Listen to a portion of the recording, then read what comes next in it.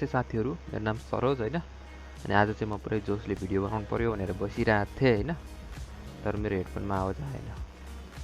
किन आएन भन्दाखेरि मैले भर्खरै विन्डो अपडेट गरेको थिएँ हैन। तपाईहरुलाई पनि यस्तै प्रब्लम आएको छ भने चाहिँ के गर्ने भनेर चाहिँ म तपाईहरुलाई आज चाहिँ शेयर गर्न जाँदैछु हैन। एक्चुअली यो प्रब्लम चाहिँ के भएर हुन्छ भने तपाईको ड्राइभर अपडेट नभएर हुन्छ हैन। अब यहाँनिर मेरो टिभीको भन्दा नि मेरो मोनिटरको भनौँ न, त्यसमा चाहिँ साउन्ड गइरहेको छ ग्राफिक्स कार्डको थ्रुबाट हैन। तर मलाई यो चाहिएको नि मेरो हेडफोनमा चाहिँ साउन्ड चाहिएको हैन।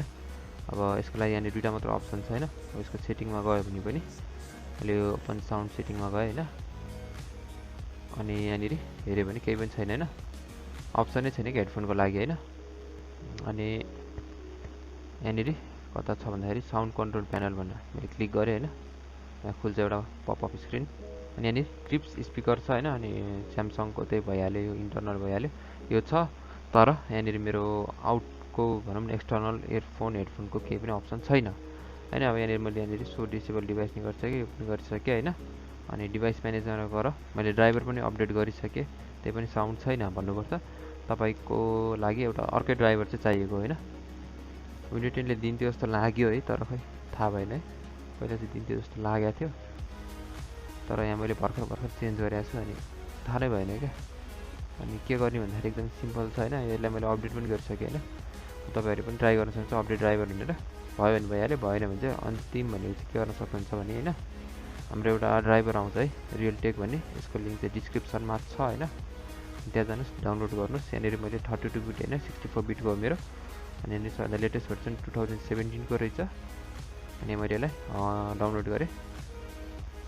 अब डाउनलोड हुँदैछ है। डाउनलोड दिस फाइल भनेर चाहिँ इमेल चाहिने रहेछ हैन। आई एक्सेप्टमा टिक गरिदिउँ अनि इमेल हालिदिउँ हैन। तपाईहरुले पनि इमेल हाल्न सक्नुहुन्छ। अनि त्यसपछि डाउनलोड दिस फाइलमा क्लिक गरिदिनुस्। अब यहाँ क्याप्चा मागिरहेको छ, 39 हो हैन। गो गरिदिउँ। खै त start download, please close the window while downloading is complete भनेछ। अनि यहाँ किपमा क्लिक गरिदिउँ नाम भनिरहेछ। अब डाउनलोड अलिक स्लो छ क्या मेरो आज, एकदमै धोस्टै स्लो रहेछ अलिअलि हैन। तपाईहरुले डाउनलोड गर्नुस् हैन। अनि म डाउनलोड गरेपछि इन्स्टल गरेर देखाउँछु। एक्चुअली मसँग चाहिँ यो भर्जन छैन पहिल्यैदेखि। भिडियो बनाइदिउँ भनेको हेडफोनमा साउन्ड नआएर हल्का प्रब्लम भयो हैन, केही छैन त्यही पनि। अब पहिला यो हालिहालौँ अनि त्यसपछि यसपछि अरू भिडियो आउँदै गर्छ। अनि यहाँनिर हाम्रो एप्लिकेसन छ हो, यसलाई चाहिँ मैले पहिल्यै राखिरहेको छु हैन सेभ गरेर। यो फाइल चाहिँ तपाईले क्लिक गरेर इन्स्टल गर्ने हो। अब यो इन्स्टल हुँदैछ हैन।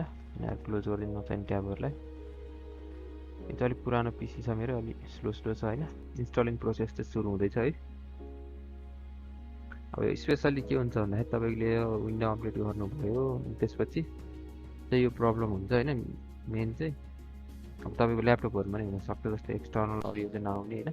पहिलेदेखि ड्राइभर इन्स्टल छ भने त त्यो प्रब्लम आउँदैन। अहिले चाहिँ ड्राइभर इन्स्टल छैन, सो त्यही भएर पनि यो प्रब्लम आएको। तपाईहरुको पनि त्यस्तै प्रब्लम भइरहेछ भने चाहिँ यो भिडियोले चाहिँ हेल्प गर्ने होला आई थिंक हैन। त्यो ड्राइभर एक्सट्र्याक्ट भयो, अब त्यसपछि नेक्स्ट गर्ने हैन। अब इन्स्टल हुन्छ, धेरै टाइम लाग्दैन। अब चाहिँ यहाँनिर मेरो लगभग सबै कम्प्लिट भइसक्यो इन्स्टलेसन हैन। अनि त्यसपछि यहाँनिर यस आई वान्ट टु रिस्टार्टमा क्लिक गर्ने अनि फिनिस गर्ने हो हैन। अब यो गरेपछि मेरो पिसी रिस्टार्ट हुन्छ। सो अहिले चाहिँ मैले स्टप गरेँ अनि त्यसपछिको अपडेट चाहिँ म फेरि भन्छु हैन, स्टार्ट रिस्टार्ट भएपछि। अनि फाइनली मैले रिस्टार्ट पनि गरेँ हैन, कम्प्लिट पनि भयो। अब त्यसपछि चाहिँ के गर्नु पर्यो भन्दाखेरि मैले साउन्ड चेक गर्दा चाहिँ मेरो हेडफोनमा साउन्ड आइसकेको थियो हैन। स्पिकर्स पनि देखाएको छ हैन। अहिले चाहिँ निभिडा स्यामसङ के देखाएको थियो नि हैन। यहाँनिर अप्सन पनि आइसक्यो क्या, अब मसँग स्विच गर्ने। यो चाहिँ टिभीको लागि भयो, टिभी साउन्ड आउँछ यो चाहिँ। अब यो गऱ्यो भने चाहिँ मेरो बाहिरको एक्सटर्नल स्पिकरहरू चाहिँ बज्ने भयो हैन। अनि तपाईहरुको पनि यस्तै समस्या छ भने यो सफ्टवेयर हाल्नुस्, यसको लिंक चाहिँ डिस्क्रिप्सनमा छ। त्यसपछि यो ड्राइभरको खास छैन सफ्टवेयर भन्दा नि। अनि ड्राइभरले चाहिँ तपाईको एक्सटर्नल अडियोलाई चाहिँ लिन्छ भनौँ न, त्यसले चाहिँ हेल्प गर्छ क्या। तपाईको स्पिकरहरू वर्किङ गरेको छैन भने चाहिँ यो राख्नुस्, अनि त्यसपछि मजाले काम गर्न थाल्छ। अनि आजलाई भिडियो यति हैन। अर्को भिडियोमा भेटौँ होला। अब अर्को भिडियो चाहिँ ब्लगिङ रिलेटेडै आउँछ।